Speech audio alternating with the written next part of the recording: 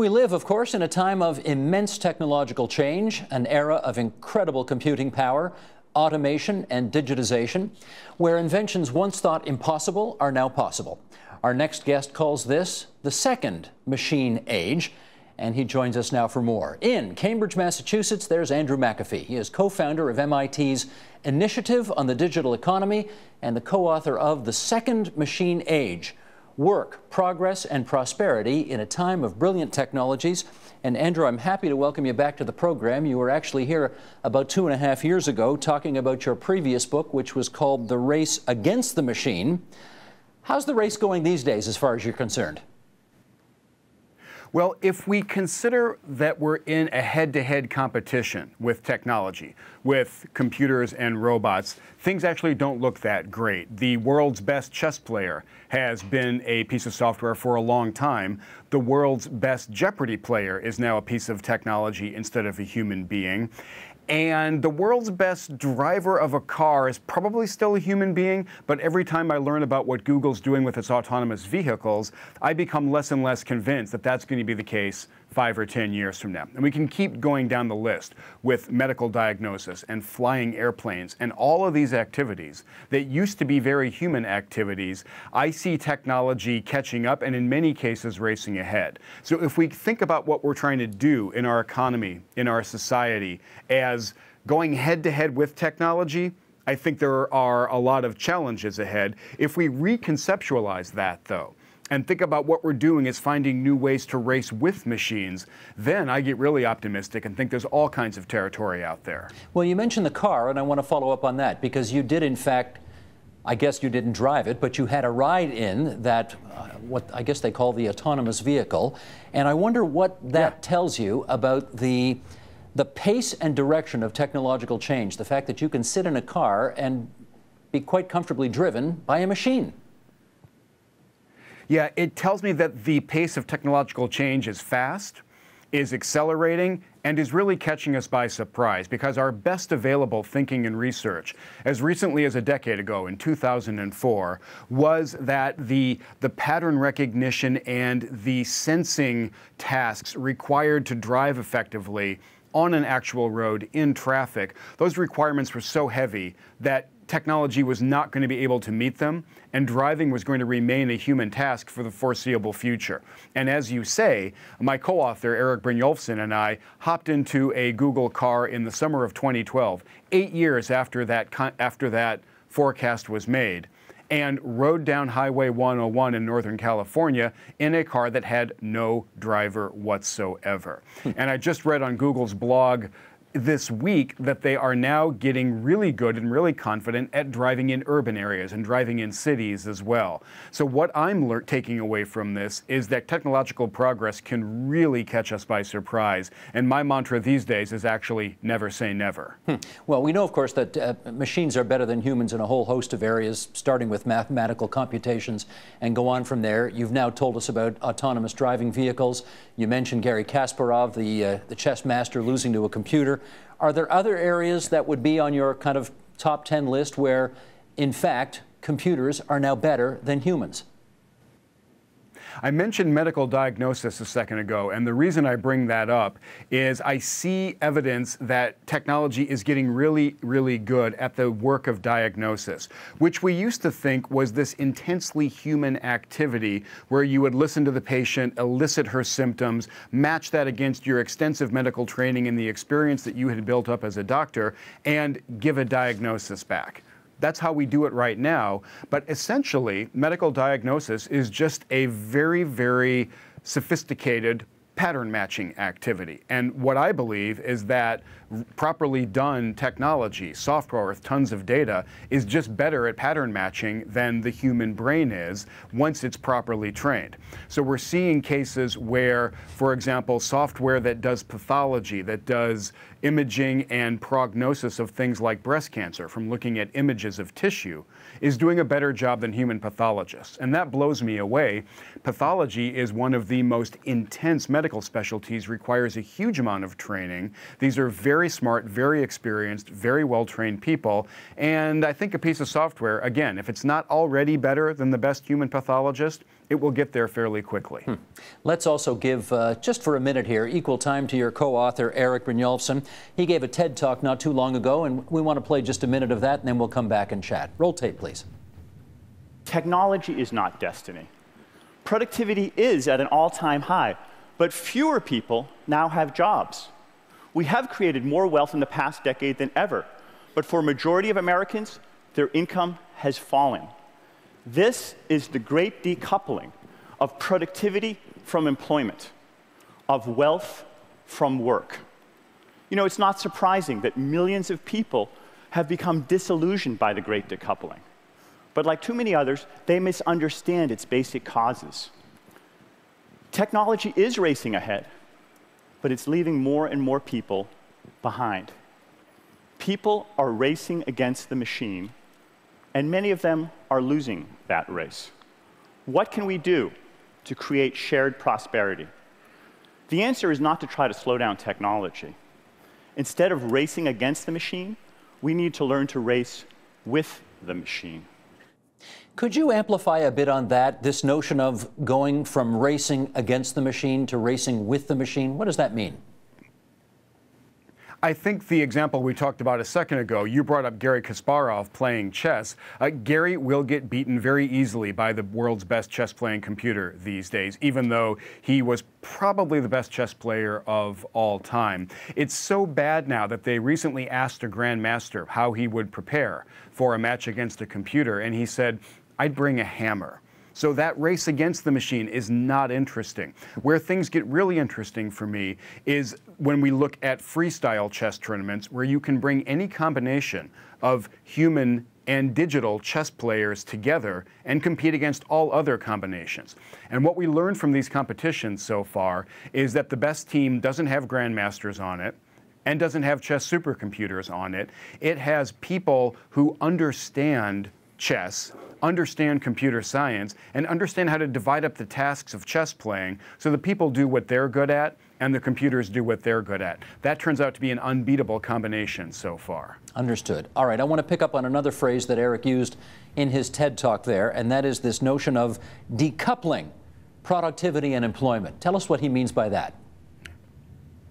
If you look at the data for America, for example, and I think the data for Canada are probably pretty similar, for decades, for at least 3 decades after World War II, we enjoyed this amazing period where just about all the things that you care about at an economic level were going up on a really healthy trajectory, and they were all going up together. So if you look at GDP per person, if you look at productivity, if you look at job creation, if you look at average income, if you draw those 4 lines for about 3 decades or more after the end of the World War II, those 4 lines would be almost indistinguishable from each other. They were all just going up in lockstep. In more recent decades, since about the early 1980s, those lines have started to diverge. And the first one that started to fall off was the average income line. And then more recently, the job growth line has fallen off and is now sputtering along. We're just now back to the level of private employment in the States that we had before the Great Recession started. So the output and the productivity lines are still on an overall healthy trajectory. The employment and the wage lines are not, and that's what Eric and I call the great decoupling. Is that a temporary problem?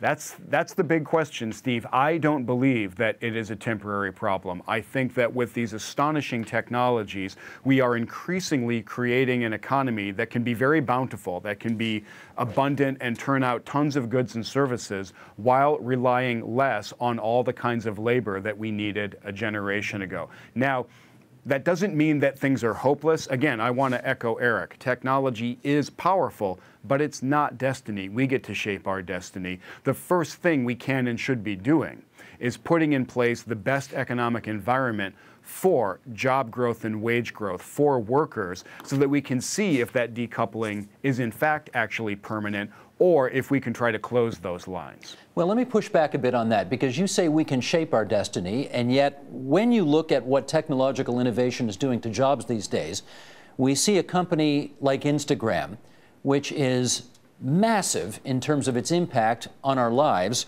and yet it employs 4,600 people.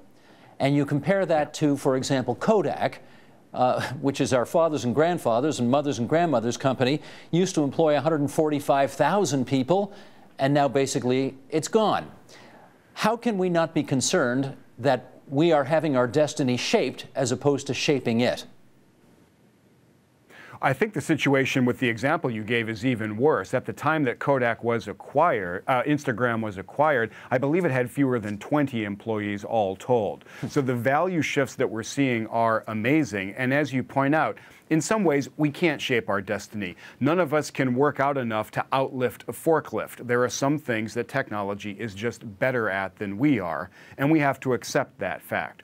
What I mean by shaping our destiny is that doesn't mean, for example, that people who find their skills out of date because of technological progress need to be left behind or out of luck in the societies that we live in, or that we can't create the right environment for innovation and entrepreneurship so that clever people can say, wait a minute, I've got a use for those people who were displaced by the last wave of technological progress. The pattern that we've seen is actually a really happy pattern.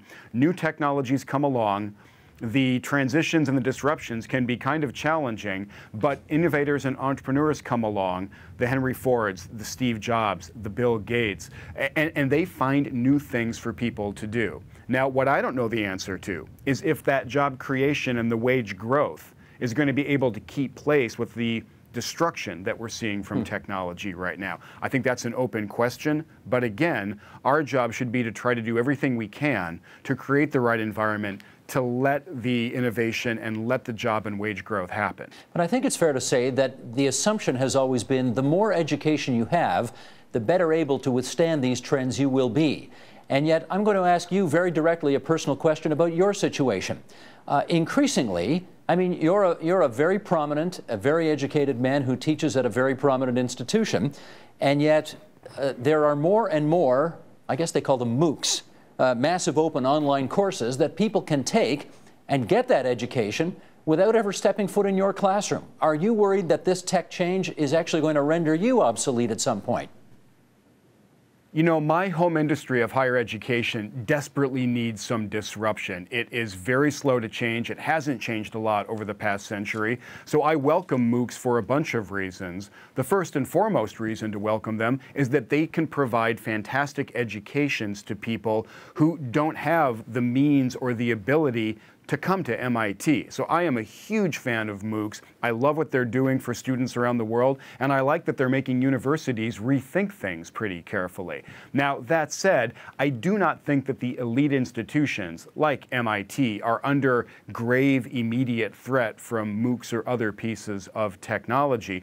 But your point is a really interesting one. We used to blanket believe that getting more skills, getting more education was a sure path to success and greater economic rewards over the course of a career. The first person to win the Nobel Prize in economics was named Jan Tinbergen, and he had the great quote. He said, "Inequality is a race between technology and education." In other words, technology tends to increase inequality.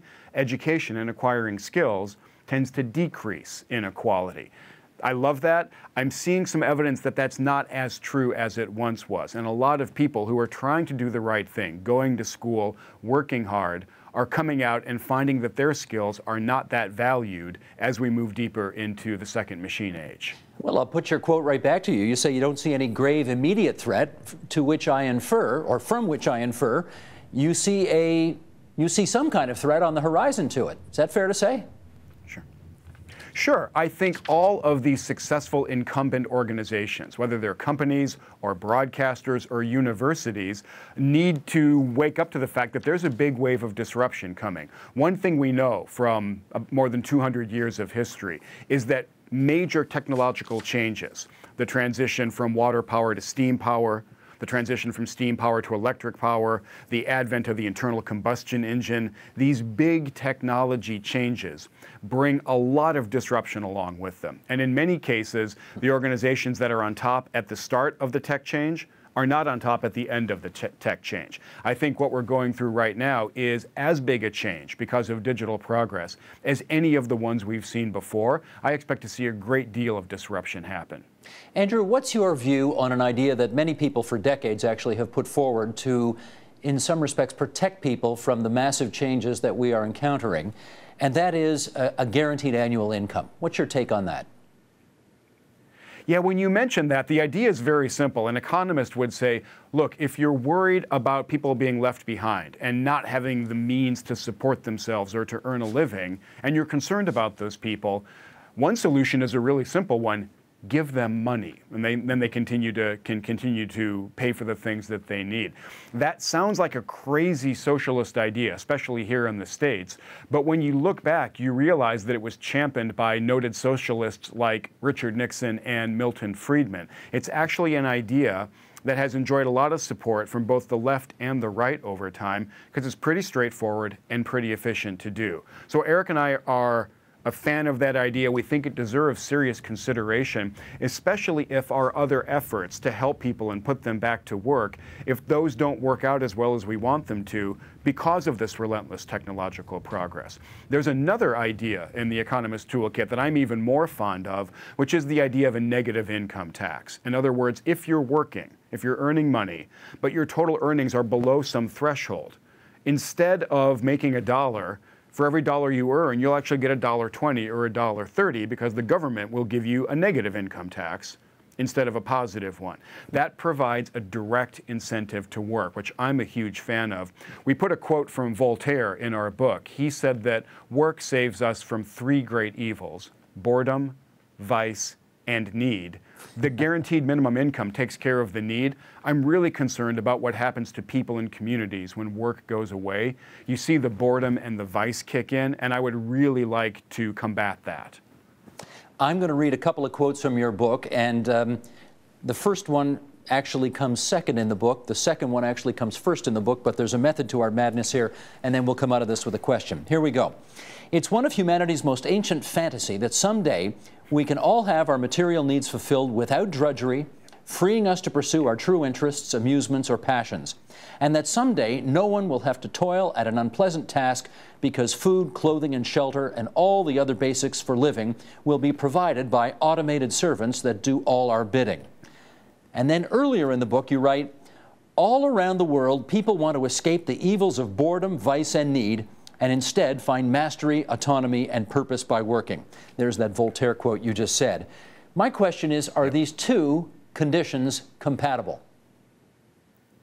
Yeah, and the way we think about things right now, they seem incompatible in a lot of ways. The way most of us find mastery, autonomy, and purpose is by the work that we do to get a paycheck, to earn a living in our economy. That doesn't mean that's where mastery, autonomy, and purpose have to come from as we move deeper into the second machine age. We can get that from other activities, from other ways to live our lives, and from valuing other things and placing other things at the center of our life. Right now, for most of us, work is one of the things right at the center of our life for a lot of reasons. For those mastery, autonomy, and purpose reasons, but also for good old-fashioned economic reasons. The point of the first quote you read is to get us to think about a world where that's not necessary anymore, where you don't have to engage in work or toil or drudgery to have the essentials of a materially comfortable life. Now, maybe I would want that for myself. I want that world. Maybe you don't want that for yourself. You would have to be a very hard-hearted person not to want that to be available to others around the world, and especially when we think of people who are much less affluent than we are. Why would we want to deprive them of that future? Our challenge, I think, as we move deeper into the second machine age and as we get closer to that really automated, very, very bountiful world, is to think long and hard about what a good, meaningful life is in that extraordinarily automated future.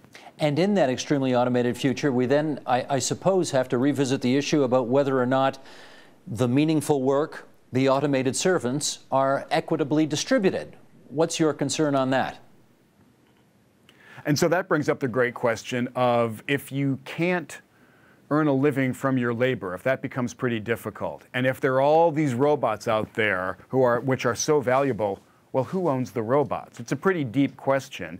And one solution that I'm absolutely not a fan of is full-on communism, is we all have an equal stake in every economic resource and there's no private property whatsoever. We tried that. It was a horrific failure in many places around the world. So I want to take that off the table, absolutely. But I do think we need to think about different ways of sharing the prosperity, sharing the bounty that's going to come in the future as we move deeper into the second machine age. One great idea that we heard came from Robert Solow, who's a Nobel Prize-winning economist. He talked about a national mutual fund, which is a stake that all citizens have in the overall output, the overall prosperity of their economy, while preserving free enterprise and private property and profits and all these things that we kind of like. To me, it's something similar to what the state of Alaska has, where they distribute some of the oil revenue to every citizen of Alaska. Okay, we can think about blowing that up and distributing the overall bounty of the economy via some kind of large-scale mutual fund to all the people inside it. That doesn't take us into uncomfortably communistic territory as I look at it. We do know, though, that you can go into a supermarket today, anywhere in North America, and probably see on the shelves 100 different kinds of spaghetti sauce. I may be exaggerating, but not too much. And that huge number of choices does not automatically make us happier. So I'm wondering if in this future that you foresee, more abundance might change that. Yeah, you bring up this really weird phenomenon called the paradox of choice. And exactly as you say, getting confronted with 100 different types of spaghetti sauce actually makes us more nervous about picking the wrong one than if there are only 5 out there. So given the paradox of choice, what's the right thing to do? Here's the wrong thing to do, in my view. It's to let a government bureaucrat decide what the 5 approved cans of spaghetti sauce are. I really rebel against that solution. What I like a lot more is what we see some supermarket chains like Trader Joe's doing here in the States, which is to say, look, we're only going to offer you 5. If you want to go down the street, there's a store that will offer you 100, but maybe you'll come to prefer shopping here because we do limit the choices. We help you resolve that paradox of choice. I want markets and companies to help me resolve that choice. I really don't like the idea of government oversight and fiat to try to fix that problem. I wonder what you would say, though, to people who see this future as you and your co-author are laying it out, and frankly, it just terrifies them, and they don't know if they have a role or a place in an increasingly digitized, mechanized, robotic world. Yeah. What would you say to those people? Look, parts of it really scare me once in a while, too. We are heading into, I firmly believe this, we are heading into uncharted territory, and we have some very important choices to make as people about what kind of society we want to live in, what kind of world we want to create for ourselves, for our children, for our neighbors, for our fellow man. Over the course, I believe, of my lifetime, let's say I've got half a century left, these choices are going to become unignorable. And I worry that we're going to come together and make them in the right way. I'm not worried about the Terminator, the Matrix future, where the machines rise up and declare war on us. I'm not worried that we're going to starve. The great news, I believe, is that the future that we're facing is not one of scarcity, it's of abundance. The hard choices we have to make are about how do we best create that abundance and how do we best share it among ourselves. But I have enough faith in us, even with my concerns, that I think and I hope that we'll get this right. There's a lot of room, though, between that revolution of robots and the abundance that you talk about. That's a great swath of space in the middle there. And I think you tell us in the book that humans are actually wired for linear change and not necessarily for the kind of exponential change that we're going to be seeing. So, again, ought we not to be somewhat fearful of that future, given that we're not wired to deal with change on this kind of a scale? I think we are poorly wired to deal with exponential growth of just about anything. And that exponential growth is going to manifest itself in science fiction technologies becoming part of our everyday lives. Phones that talk back to you, cars that drive themselves, printers that make parts, drone helicopters that deliver goods to your door. These things are either already here or they're coming a lot quicker than we think they are. Now, as you say, we're not really wired to keep up with that, and that's going to present some thorny challenges for us. But I believe the right choice is not to try to slow down technology, not to have some kind of technology Politburo that says, okay, we'll allow 3D printing, but absolutely no drones of any kind ever. That we need to let technology race ahead. What we have to try to find ways to do is increase the speed of our institutions, our policies, our organizations, and probably even our own mindsets and our frameworks to be prosperous and contented in this world that we're creating. You know, we've got a slogan around here at TVO. The sort of tagline of the network is, TVO makes you think. And one of the reasons we love having you on this program is you really make us think. Andrew McAfee from MIT, your latest book, The Second Machine Age. We're so grateful you could spare so much time for us this evening here on TVO. Thanks so much. Steve, thanks for having me on again. Support Ontario's public television. Donate at tvo.org.